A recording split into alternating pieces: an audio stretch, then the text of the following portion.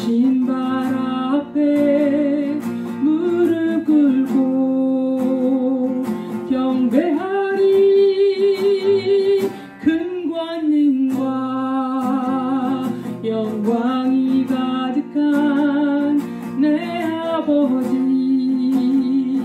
계시고, 오 하나님 그 빛난 얼굴 배우며 두 손 들고 나아가리. 찬송과 존귀와 영광과 능력을 그 하늘 보좌 위에 주님께, 하나님의 그 크신 사랑이 우리 죄를 사하셨네. 어린 양의 보혈의 은혜로 나 담대히 나아가리. 오 하나님 그 빛난 얼굴 배우며 두 손 들고 나아가리. 찬송과 존귀와 영광과 능력을 그 하늘 보좌 위에 주님께.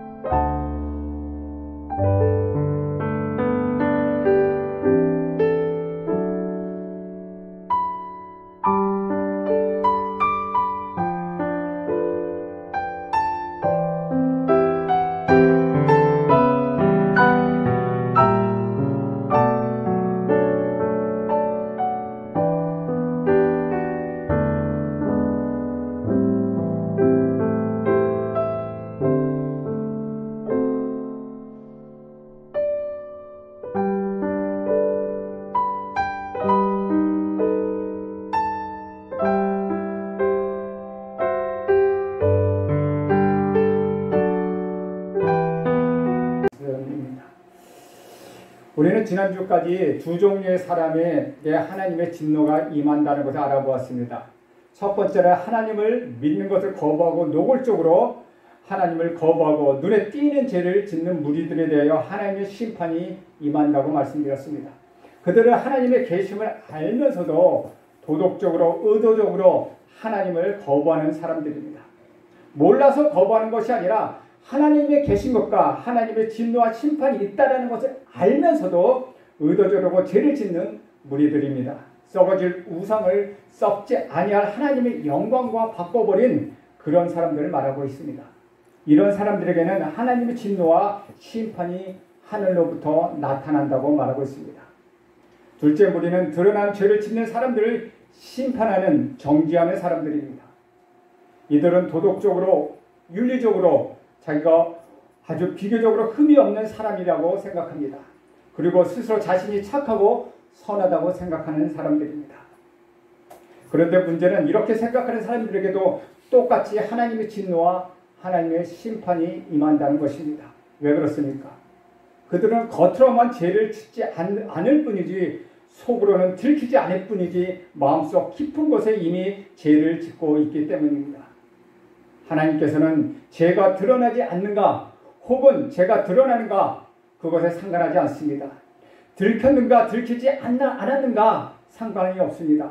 세상에 죄가 드러나기까지는 그 사람을 죄인이라고 말하지 않습니다. 그러나 하나님 나라에서는 결코 그렇지 않습니다. 죄가 드러났든지 죄가 드러나지 않았든지 똑같다는 것입니다.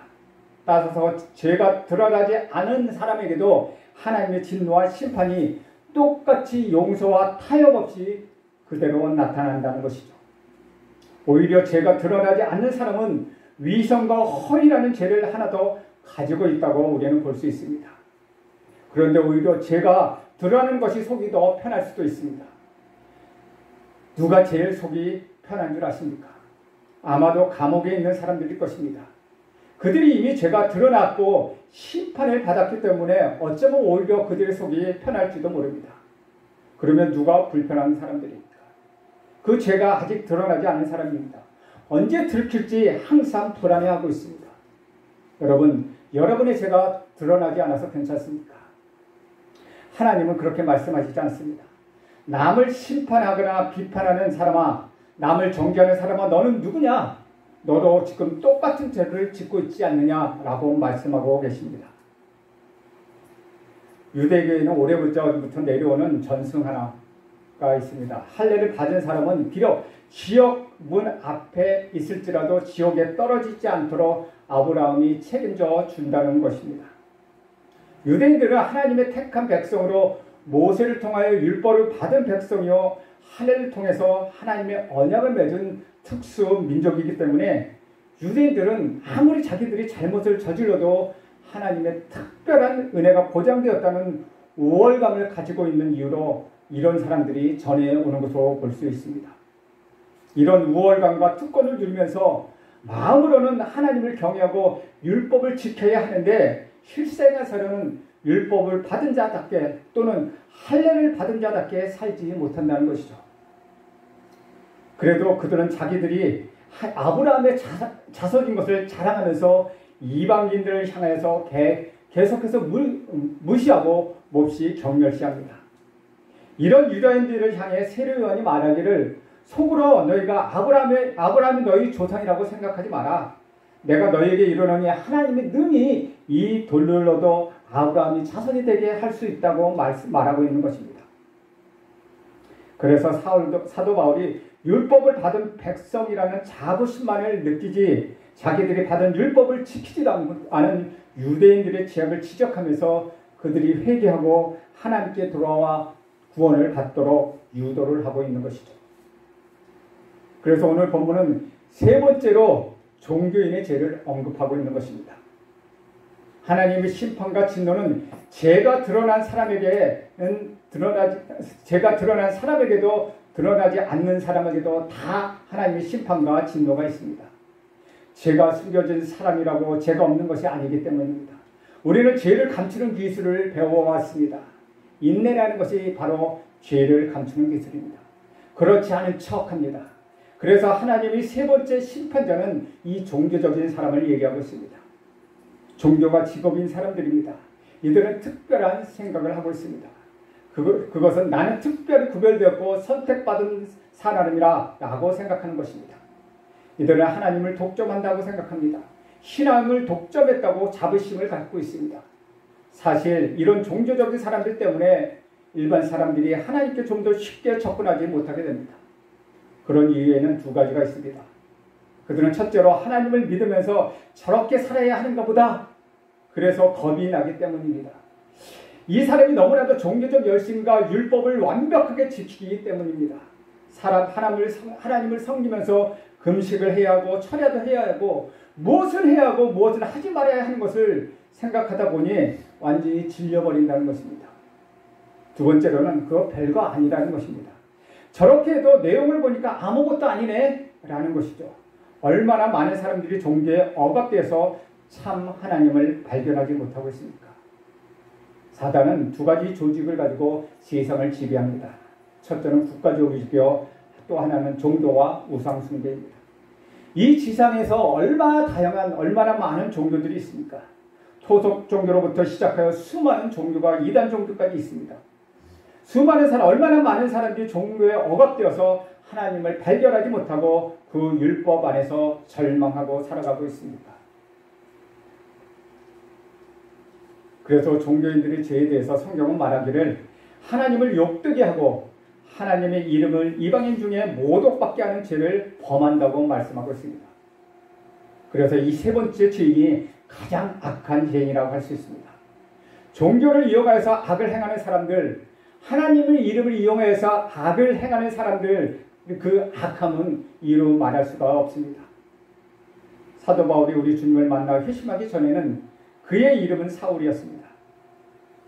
그때 사울은 유대인으로서 유대교의 철저한 바리새인이었습니다. 그는 예수를 믿는 사람들 잡아 옥에 가두고 죽이는 일을 사명으로 알고 살아왔던 사람입니다. 갑자기 나타난 이 신흥 종교 주동자들을 색출하여도 다 잡아 죽이는 것이 그의 사명이었습니다. 그는 그 사명을 잘 감당하기 위하여 불철주야를 다니면서 노력하였습니다. 그리스도인들을 잡아 죽이는 일에 제일 앞장섰던 사람이었습니다. 그래서 스데반이 죽는 자리에서도 찬성하는 투표를 던졌다고 성경은 분명히 기록하고 있습니다. 아마도 사울은 기독교인들의 씨를 말려야 한다는 생각을 했었던 것 같습니다. 그렇지 않으면 저들은 사이비 종교의 물결이 이 유대 사회를 덮칠 것이라는 두려움을 가지고 있었습니다. 그러니 종교의 이름으로 사람을 죽이는 것이 정말로 옳지 않습니다. 잘못된 길로 가고 있는 사람이 있으면 그를 잘 깨우쳐 올바른 길로 돌아오게 해야 합니다. 그런데 보통 이런 경우에 사람들은 전혀 맞지 않는 현실적인 맞지 않는 아주 발상을 하고 있습니다. 완전히 씨를 말려버릴 생각을 한다는 것이죠. 어찌 이것이 사람을 감옥에 가두고 사람을 죽이고 전쟁을 통해서 해결할 수 있는 일이겠습니까? 사람들은 하나님의 이름을 이용합니다. 그래서 하나님의 이름을 욕되게 하고 하나님의 이름을 모독하게 됩니다. 우리 하나님은 그런 하나님이 아니십니다. 그런데 그 하나님을 믿는다고 하는 사람들은 하나님의 이름으로 악을 행한다는 것이죠. 사도 바울이 유대인이면서 유대인에게 깊이 빠졌던 사람이며 누구보다도 유대인에 대해서 잘 알았던 사람입니다. 그는 가마레알 문화에서 공부했던 사람입니다. 그래서 율법에 있어서는 그 이상의 전문가가 없습니다. 유대인이라는 것은 무엇입니까? 종교적인 사람입니다. 그는 이방인과 달리 하나님의 특별한 선택을 받았다고 생각하는 사람들입니다. 그런데 하나님의 특별한 선택을 받은 종교인들과 종교 전문가들은 악인가 선인가라는 것에 별로 생각하지 않는 사람들입니다. 별로 관심이 없는 사람들입니다. 그들에게 중요한 것은 내가 선택받았다는 사실입니다. 선택받은 사람은 자신을 선하다고 자신을 의롭다고 생각합니다. 그런데 선택받지 못한 사람들은 악하고 그들은 죄인이라고 보는 것이죠. 따라서 선택받은 유대인들은 아무리 나쁜 짓을 저질렀다 할지라도 그들은 구원을 받고 하나님의 백성이 된다고 생각하였습니다. 따라서 선택받지 못한 이방인들은 아무리 착한 일을 했어도 그들은 하나님의 백성이 될 수 없다고 그들은 단정해 버린 것이죠. 그래서 그들은 무엇보다도 중요한 것은 율법을 소유하는 것이며 할례를 하는 것이었다고 그들은 생각합니다. 이것이 바로 종교인입니다. 하나님보다도 율법도 어떤 형식이나 조직에 더 익숙해 있습니다. 많은 종교인들은 하나님보다도 그들이 속해 있는 조직에 훨씬 더 익숙해 있습니다. 그리고 그들은 하나님을 잘 믿는다고 착각하고 있습니다. 그래서 이런 종교적인 사람들의 몇 가지 특징을 가지고 있습니다. 첫째로 이들은 율법을 아주 중요하게 생각하고 하나님을 자랑합니다. 우리 17절 말씀 한 목소리로 읽겠습니다. 시작. 유대인이라 불리는 내가 율법을 의지하며 하나님을 자랑하며.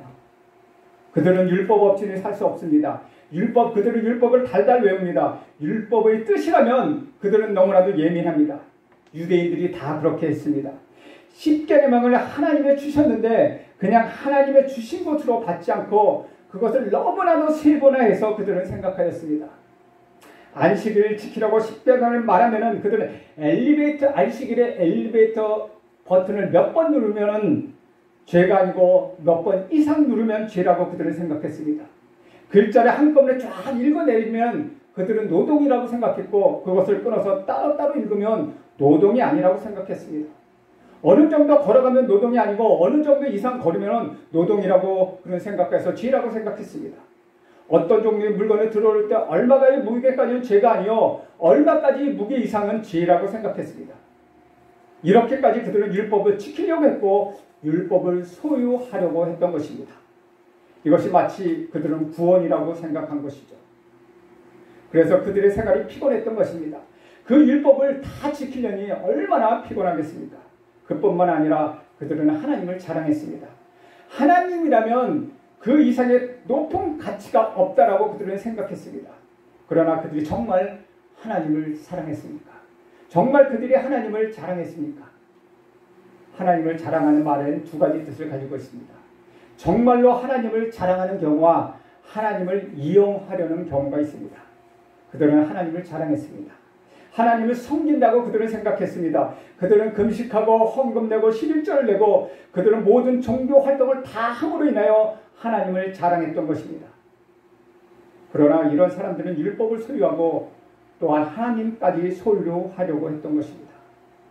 그들은 하나님 내 편이라고 생각합니다. 하나님이 내 소유물이라고 그들은 생각합니다. 하나님을 자기들만이 독점했다고 그들은 생각합니다. 이런 사람들이 종교인들입니다. 마치 이것은 내가 부유층이나 유명한 인사나 권력을 가진 사람들을 잘 아는 것 같은 것을 얘기합니다. 괜히 그런 말을 흘립니다. 자신이 그런 종류의 사람이라는 것이죠. 자랑하는 것입니다. 나는 하나님을 안다는 것입니다. 하나님이 내 말이라면 당장 들어주신다라는 것입니다. 그런 사람을 가리켜 우리는 종교인이라고 합니다. 이런 사람들 때문에 사람들이 하나님에게 접근하기가 그리 쉽지 않습니다. 이런 사람들은 종교의 탈을 쓰고 그 속에서 안식하며 숨어 사는 사람들입니다. 두 번째로 그들은 지극히 선한 것을 추구합니다. 우리 18절 말씀 함께 읽겠습니다. 시작. 율법의 교훈을 받아 하나님의 뜻을 알고 지극히 선한 것을 분간하며. 율법의 교훈대로 하나님의 뜻대로 그들은 지극히 선한 것을 추구합니다. 이런 사람일수록 내가 얼마나 위대한 사람인가에 대하여 그들은 감격해하고 있습니다. 종교적인 사람들은 자기 자신에게 감격합니다. 여러분 12절을 처음 하면 가장 놀라는 사람은 누구입니까? 바로 나 자신입니다. 제가 박사 학위를 막 마치고 처음에 한 대학에 직장을 가졌을 때 그때 나왔던 첫 월급 전부를 하나님께 드린 적이 있습니다. 그때 저는 제가 얼마나 놀라웠는지 모릅니다. 앞뒤를 생각하지 않고 생활비 생각하지 않고 하나님께 드리겠다는 그 생각이 어디서 나왔는지 저 자신을 깜짝 놀라겠다는 것입니다. 이처럼 11절을 하면 제일 먼저 놀라는 사람 바로 여러분 자신입니다. 종교인들은 자신이 가장 훌륭하다고 생각합니다. 나만큼 성경을 읽은 사람은 없다. 나만큼 기도한 사람은 없어. 나만큼 봉사한 사람은 없어. 라고 그들은 생각합니다. 자기 자신의 모습에 도취해 있는 것이죠. 스스로 지고의 선을 추구한다고 합니다. 이상한 착각을 하는 사람들이 있습니다. 어떤 글을 쓰면 그 글 쓴 대로의 모습이 자기 자신이라고 생각합니다. 마치 주인공이 자기라고 생각하는 것이죠. 그래서 가장 착각을 잘하는 사람이 글 쓰는 직업과 말하는 직업에 종사하는 사람들입니다. 자신이 설교하면 그 설교가 마치 자신인 줄 압니다. 그래서 환상 속에 살아갑니다. 그러나 현실은 너무나도 다릅니다. 신경질도 내고 욕심도 내고 야망도 있습니다. 이것이 바로 인간입니다. 현실과 글, 이 두 가지가 서로 맞지 않습니다. 그래서 항상 자신의 쓴 글로 도망갑니다. 그 글이 자신이라고 생각하는 것이죠. 그러나 결코 그렇지 않습니다. 당신은 당신 자신입니다. 신경질을 내고 화를 내고 참지 못하는 모습, 그 모습이 바로 저와 여러분의 모습입니다. 그런데 사람들은 착각합니다. 그것이 자신인 줄 압니다. 글 쓴 대로 자기이면 얼마나 좋겠습니까? 설교한 대로 나이면 얼마나 좋겠습니까? 그러나 인간은 그렇지 않습니다. 그것을 오늘 성경이 지적하고 있는 것입니다.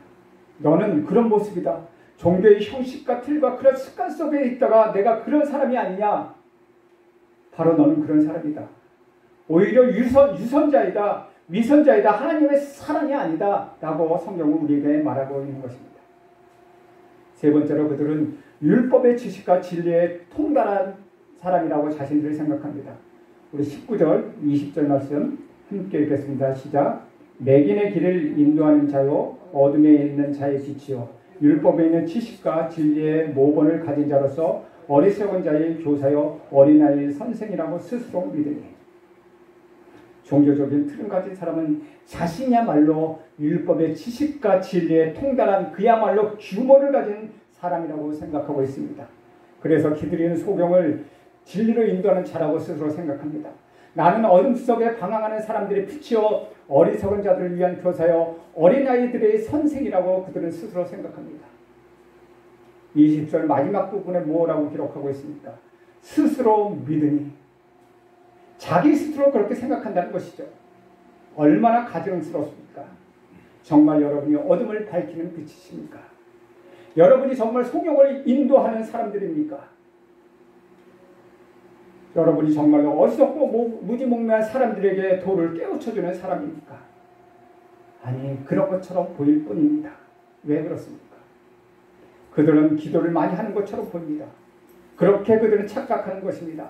하나님의 말씀을 지키지 않습니다. 그들은 하나님과 상관없이 살아갑니다. 그들은 다른 사람에게 하나님의 말씀을 가르치면서도 도리어 자기 자신에게는 그 말씀, 자신들은 그 말씀을 지키지 않고 있다는 것입니다. 그래서 21절 이하는 이렇게 말씀하고 있습니다.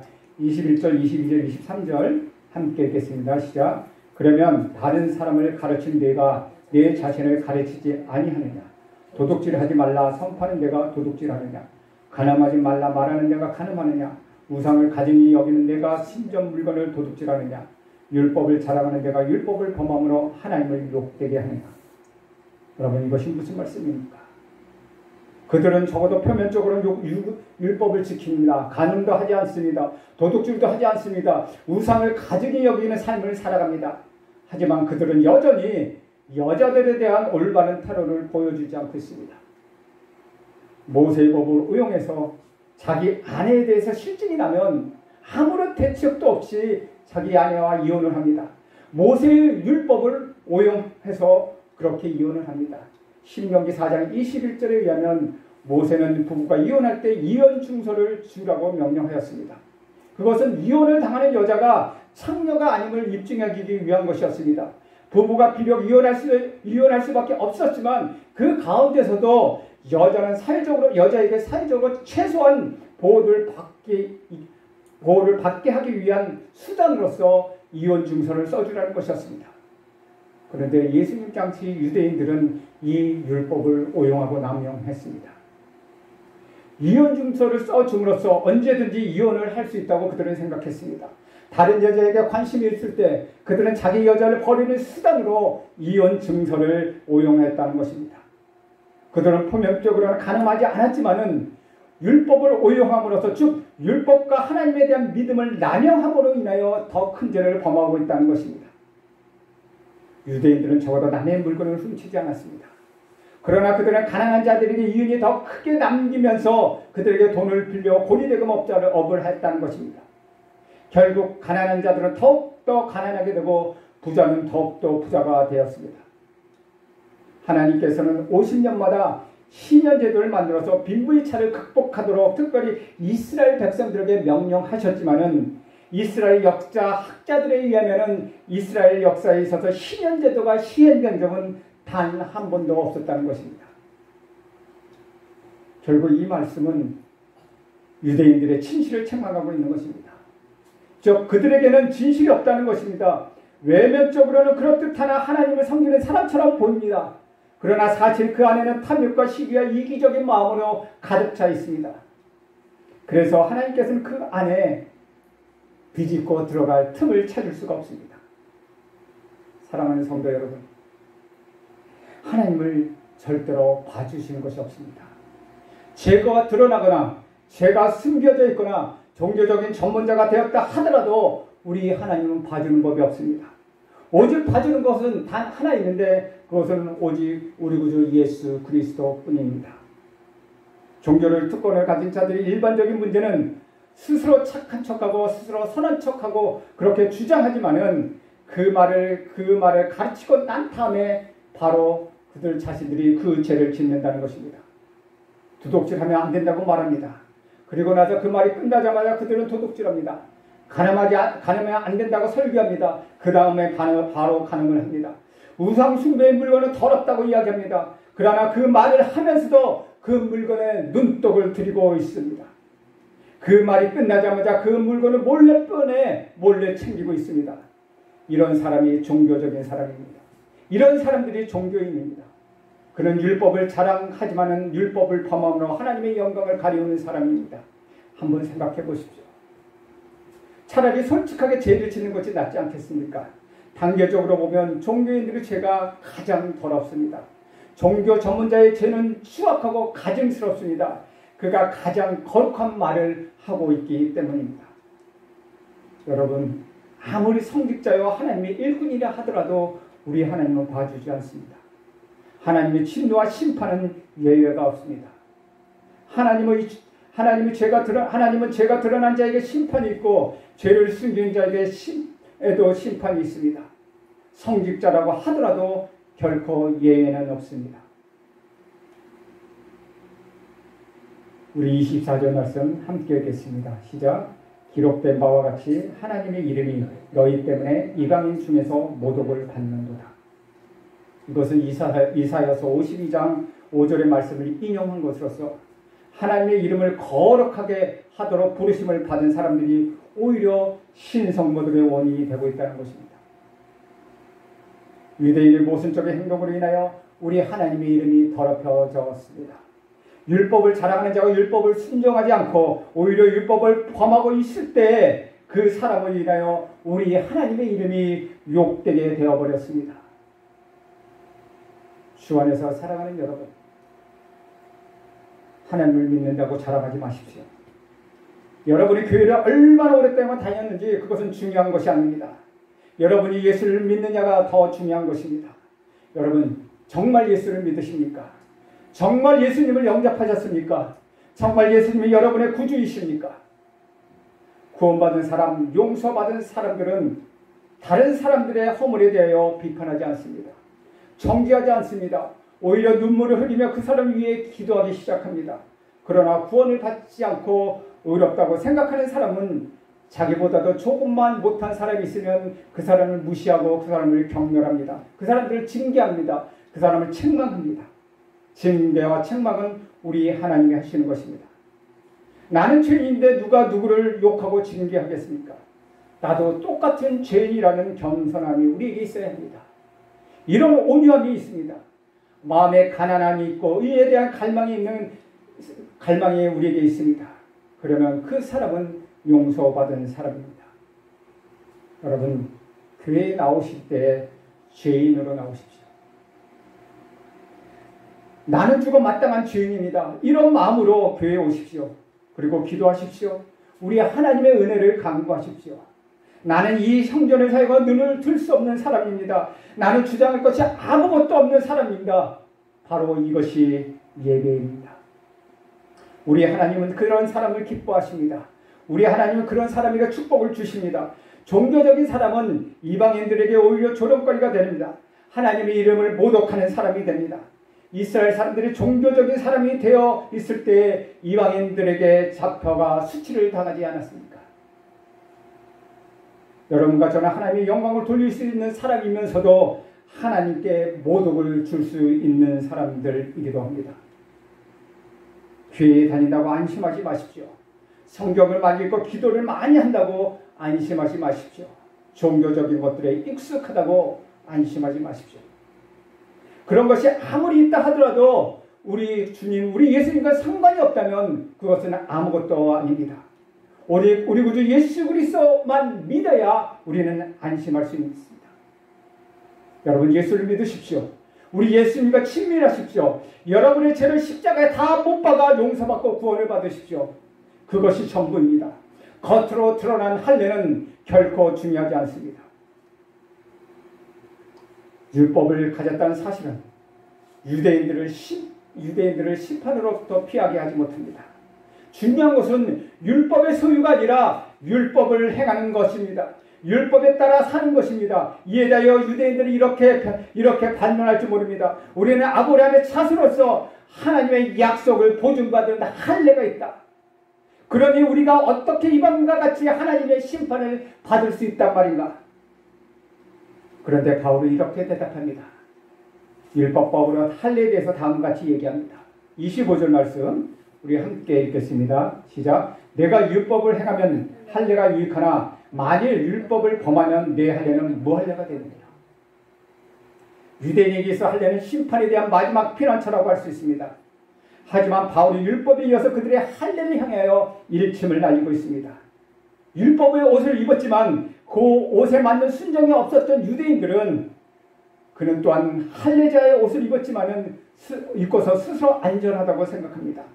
할례는 하나님과 그의 백성의 언약을 맺었다는 표시입니다.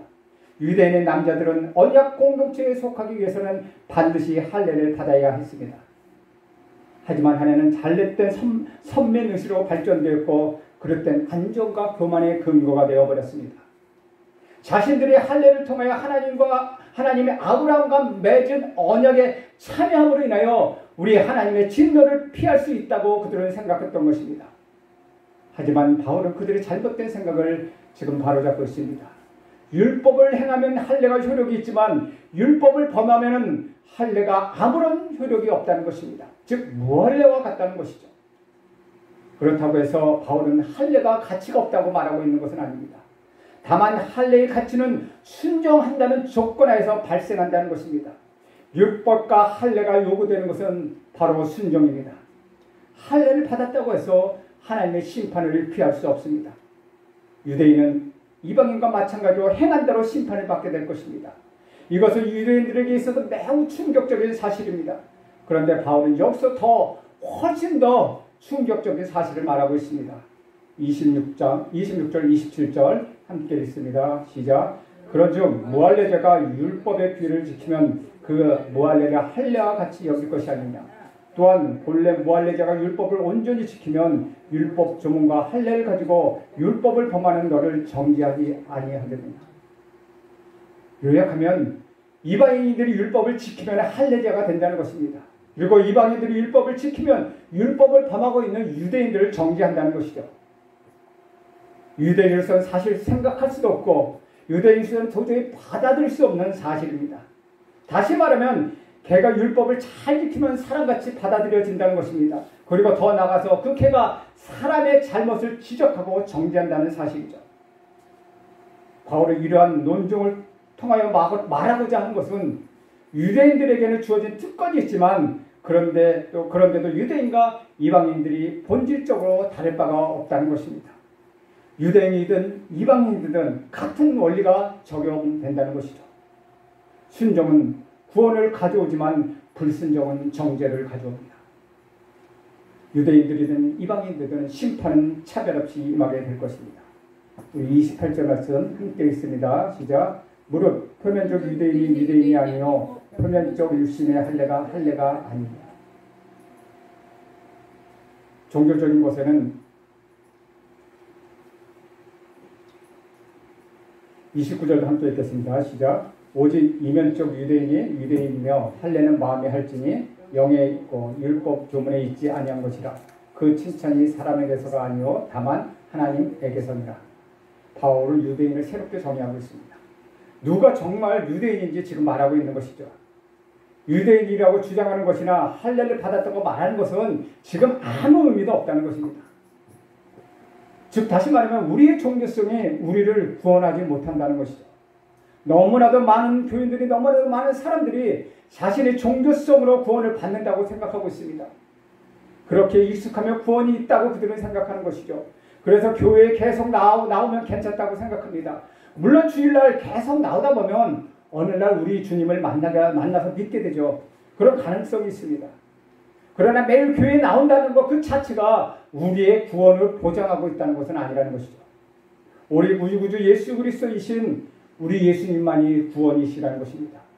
이 사실이 분명한 사람들은 오늘 다시 한번 이 문제를 가지고 우리 주님 앞에 나아가서 해결받아야 합니다. 참된 구원은 내가 유대인이 아니라 내가 할례를 받았느냐가 아니라 내가 이방인이냐가 거기에 있지 않습니다.